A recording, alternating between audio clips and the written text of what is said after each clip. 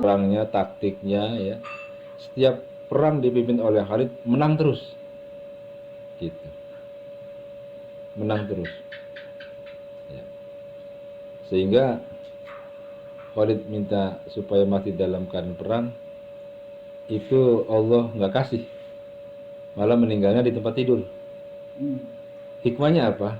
Ya coba kalau misalkan panglima perangnya begitu perang sekali mati, ya begitu perang mati gitu, pimpinnya mundur kan agama ini, Islam ini. Kenapa?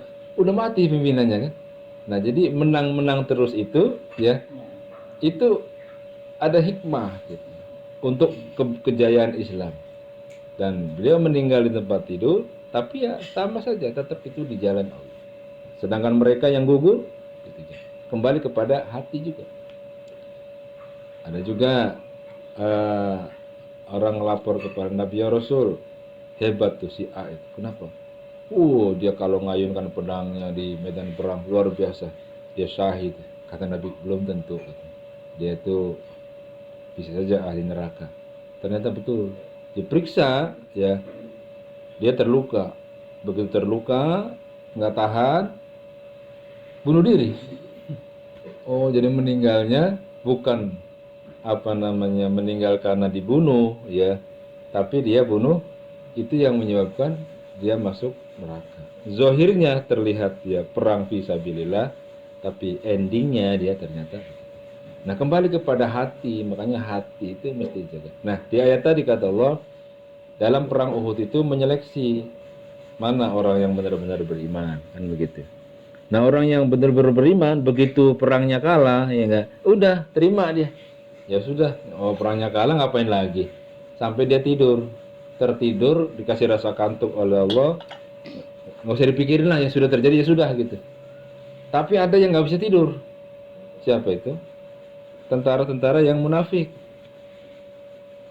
Kata dia, coba kalau Nabi ngikutin pendapat kita ini, taktiknya begini-begini, pasti kita tidak akan terbunuh gitu. Kata si orang-orang munafik yang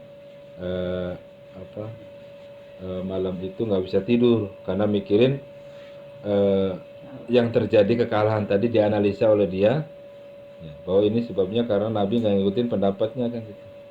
Coba kalau Nabi ngikutin pendapat kita, nggak mungkin kita akan terbunuh mati gitu. Kata Allah, gitu, andaikan kamu di dalam rumah sementara takdir kematianmu ada depan pintu, kamu pasti akan menuju kepada pintu itu, menjemput ke kematian. Itu kelihatannya menghindari, padahal menuju.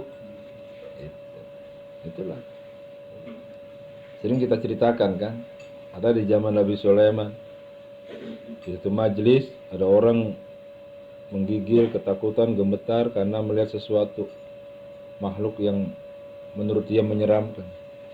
Sehingga dia izin, wahai Sulaiman, saya mau izin aja pulang. Kemana pulang? Ke India. Ya sudah, diantar kan.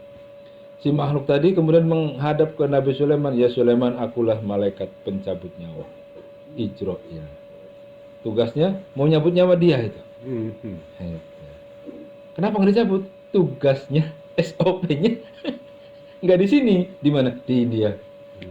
Jadi dia biarkan dia pulang dulu Pak, sampai di rumah. Ternyata di situ baru dicabut nyawanya.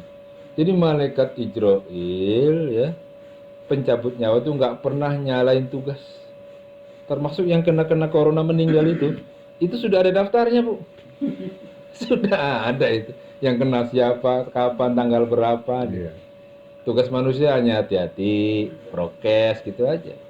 Tapi sudah untuk suratan kematian sudah ada. Gitu. Makanya di surat 825 kita lihat. Ya. Jali. 825. Ya.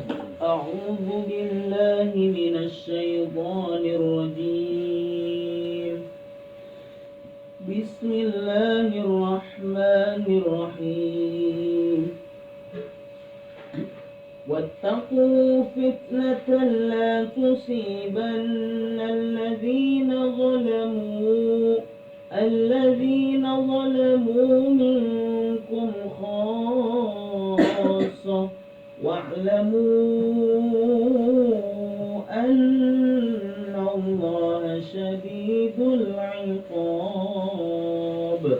صدق الله العظيم. A'udzubillahi minasyaitonirrajim. Bismillahirrahmanirrahim. Dan pelihara dirimu pada siksaan yang tidak khusus menimpa orang-orang yang zalim saja di antara kamu. Dan ketahuilah bahwa Allah amat keras siksaannya. Nah, jadi bahasanya indah sekali. Iya. Wattaqu fitnatan. Ya. Apa itu artinya? Wattaqu fitnatan. Kalau diartikan secara telat, bertakwalah kamu ya untuk menghindari fitnah-fitnah. Tapi diartikan takutlah kamu kepada fitnah, ya, cobaan, musibah, termasuk pandemi. Atau hati-hatilah kamu gitulah gitu ya terhadap musibah, fitnah yang kalau dia datang tidak hanya menimpa orang-orang yang zalim saja. Orang yang beriman juga kena gitu. Memang kalau banjir lihat-lihat mana yang sholat mana yang enggak kan gitu. Enggak, babat semuanya kan gitu. Tapi yang undang datangnya banjir, yang undang datangnya musibah, yang undang datangnya bencana orang zalim. Itu sebenarnya. Naik perahu, ya enggak? Orang zalim nggak mau capek naik ke atas ambil minum, pur aja itu perahu ya kan, ambil air. Nah kalau perahunya tenggelam, yang tenggelam siapa? Bukannya dia, semua yang di atas itu. Gitu.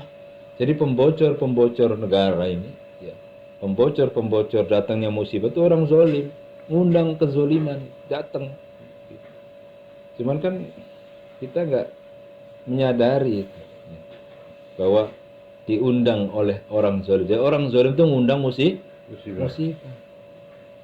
Ustaz Ari dikenal Ustaz di yayasan berteman dengan orang zalim. Ya, dia tukang copet. Kecipretan kan nama jeleknya. Oh, gitu. Wah, si Ali temennya tukang copet. Nama aja bisa membuat rendah gitu. Iya. Maka dari itu wattaqu fitnatan, hati-hati dengan fitnah. Dengan cobaan musibah yang dia datang tidak hanya menimpa yang zalim-zalim saja. Nah, makanya sebetulnya pengundang musibah itu orang-orang zalim. Tapi ada kata Allah, pencegah datangnya musibah atau penjaga agar tidak kena musibah. Nah, surat 8 ayat 33. 32 33. Billahi minasyaitonir rajim. Ini dua-dua, Pak? Iya. Bismillahirrahmanirrahim. Surat 32. Iya, surat 8 ayat 32 33. Ya benar sih. Udah buka. Ya. Semuanya doang dengan وَإِذْ قَالُوا اللَّهُمَّ إِنْ كَانَ هَذَا هُوَ الْحَقَّ مِنْ عِنْدِكَ فَأَمْطِرْ عَلَيْنَا حِجَارَةً مِنَ السَّمَاءِ أَوْ ائْتِنَا بِعَذَابٍ أَلِيمٍ وَمَا كَانَ اللَّهُ لِيُعَذِّبَهُمْ وَأَنْتَ فِيهِمْ وَمَا كَانَ اللَّهُ مُعَذِّبَهُمْ وَهُمْ يَسْتَغْفِرُونَ صدق الله العظيم. أعوذ بالله من الشيطان الرجيم. بسم الله الرحمن الرحيم. Dan ingatlah ketika mereka orang-orang musyrik berkata, Ya Allah, jika betul Al-Quran ini dialah yang benar dari sisi Engkau, maka hujanilah kami dengan batu dari langit, atau datangkanlah kepada kami azab yang pedih. Dan Allah sekali-kali tidak akan mengazab mereka sedang kamu berada di antara mereka. Dan tidaklah pula Allah akan mengazab mereka sedang mereka meminta ampun. Subhanallah. Ya, jadi orang-orang kafir Quraisy itu lebih dahsyat lagi dia menentang Allahnya itu. Apa kata mereka? Ya Tuhan, ya Allah, kalau memang Quran ini benar darimu, kalau benar nih Quran ini petunjuk darimu, hujanilah kami dengan hujan batu. Ya, kalau orang kafir sekarang sih belum berani Pak, masih begitu, masih belum berani. Ya. Tapi orang kafir dulu, wah lebih hebat lagi. Ya Tuhan, kalau memang ini benar Quran darimu, tolong hujani kami hujan batu. Tapi Allah nggak turunkan. Padahal sudah minta dia. Apa alasannya? Ada dua. Pertama, di situ masih ada Rasulullah. Yang kedua, masih ada orang-orang yang baca istighfar. Ini dua penahan datangnya musibah. Ada Rasulullah, ada orang-orang yang istighfar atau membaca istighfar. Itu alasannya. Sebab kalau nanti hujan batu tiba, di situ ada Rasul, ya kena juga Rasulnya kan? Namanya Allah jaga Rasul. Karena Allah menjaga Rasul, Allah tahan musibah. Meskipun di situ banyak orang zalim yang sudah meminta-minta supaya diazab. Luar biasa kan? Jadi untuk mencegah, menghindari datangnya musibah, apa kesimpulannya? Pertama, ya, hidupkan ajaran-ajaran Rasulullah. Rasul sudah wafat, hidupkan di tengah masyarakat ajaran-ajaran Rasulullah, sunnah-sunnah Rasulullah. Ya, kalau dihidupkan ini agama, maka Allah akan urungkan musibah-musibah yang terjadi. Kenapa? Ada agama, ada orang yang menekan agama. Gitu. Indonesia bagaimana dong di Indonesia gitu ya? Di Indonesia ya banyak kok ulamanya, ya banyak. Bagaimana dengan cucu Rasulullah? Ada mau dipenjara. Perlakuan terhadap ya gitulah. Jadi ngundang musibah, ya ngundang musibah. Mau dikata apa? Covid meningkat terus, ya kan? Nggak ngerti kalau itu ada hubungan timbal balik. Yang kedua, yang mencegah musibah adalah banyak-banyak minta ampun, istighfar pada Allah. Wabil askarihum yastaghfirun. Waktu sahur banyak-banyak minta ampun.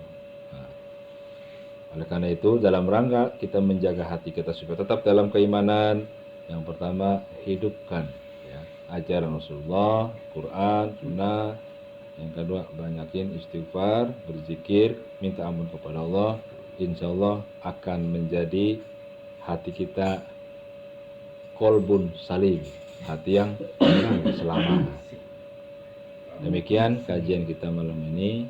Terima kasih. Assalamualaikum warahmatullahi wabarakatuh. Waalaikumsalam warahmatullahi wabarakatuh. Alhamdulillah, terima kasih kepada guru kita Pak Jainal Marhudin.